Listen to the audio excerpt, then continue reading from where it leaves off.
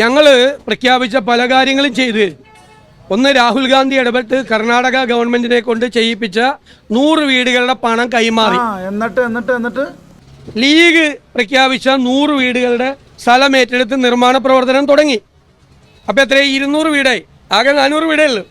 ഇനി ഞങ്ങളുടെ സ്ഥലം കിട്ടാൻ അടുത്ത ആഴ്ച ഞങ്ങളുടെ രജിസ്ട്രേഷനാണ് സ്ഥലത്തിൻ്റെ. ആ രജിസ്ട്രേഷൻ കഴിഞ്ഞാൽ ഉടൻ തന്നെ 10 ദിവസത്തിനുള്ളിൽ പ്ലാൻ അംഗീകരിച്ച് ഞങ്ങളുടെ നിർമ്മാണ പ്രവർത്തനം ഞങ്ങൾ തുടങ്ങും. ഇതാണ് ഞങ്ങളുടെ മൊത്തം പറമ്പ്, 48 സെന്റ് ചില്ലാണ്. അപ്പൊ 300 വീടാവും. ഒരു 20 സെന്റ് സ്ഥലം. അപ്പൊ ആകെ 400 വീടേ നിർമ്മിക്കേണ്ടേ ഉള്ളൂ. അപ്പൊ 300 വീട് നിർമ്മിക്കുന്നത് UDF ആയിട്ട് ബന്ധപ്പെട്ട് കോൺഗ്രസുമായിട്ട് ബന്ധപ്പെട്ടാണെന്ന് മനസ്സിലാക്കിയാൽ മതി. കണക്കുകളൊന്നും ശരിയാകുന്നില്ലല്ലോ ഗംഗാര. പേടിച്ചിട്ടാ?